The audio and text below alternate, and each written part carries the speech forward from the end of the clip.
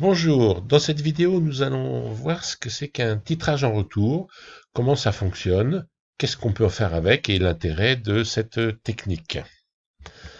Alors, qu'est-ce que c'est? D'abord, c'est le plus simple des titrages indirects. Comment ça se déroule? Dans le cas d'un acide titré par une base, eh bien, on commence par mettre l'acide de concentration inconnue dans un bécher, puis on ajoute la base en concentration connue, de façon à dépasser l'équivalence. On verra après l'intérêt de dépasser l'équivalence. Et puis on revient en arrière en ajoutant un acide de concentration connue. Donc comment est-ce qu'on peut traiter ça? Eh bien voilà, graphiquement, ce segment rouge a une longueur qui est proportionnelle à la quantité de matière d'acide initialement présent, donc à CaVa.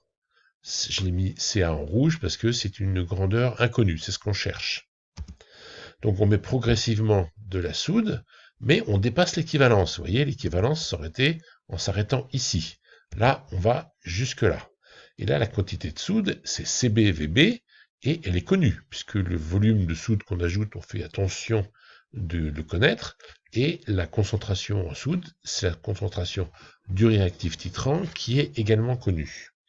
Et bien ensuite, goutte à goutte, on ajoute ici un acide de concentration connue, C'A, il en faut un volume V'A, donc la quantité de matière ici, qui est proportionnelle à ce segment pointillé violet, c'est N'A.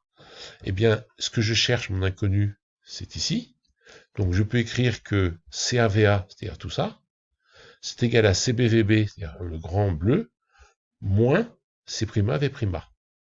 Et ça permet d'obtenir la concentration inconnue par un titrage en retour. Alors, pourquoi c'est intéressant de faire un titrage en retour? Alors, le titrage direct, lui, il se représenterait comme ceci. Ça, c'est l'acide inconnu. Et puis, on ajoute progressivement la soude. Et puis, quand on arrive à l'équivalence, on s'arrête. Et on a CaVa égale CbVb. Et alors, pourquoi des fois, c'est pas possible? Eh bien, quand l'acide initial, le rouge, là, réagit lentement avec la base. Eh bien, par exemple, vous avez ajouté cette quantité de base, eh bien, vous ne savez pas combien de temps il faut attendre pour rajouter une goutte, puis encore une goutte. Et donc, le titrage devient impossible autour de l'équivalence.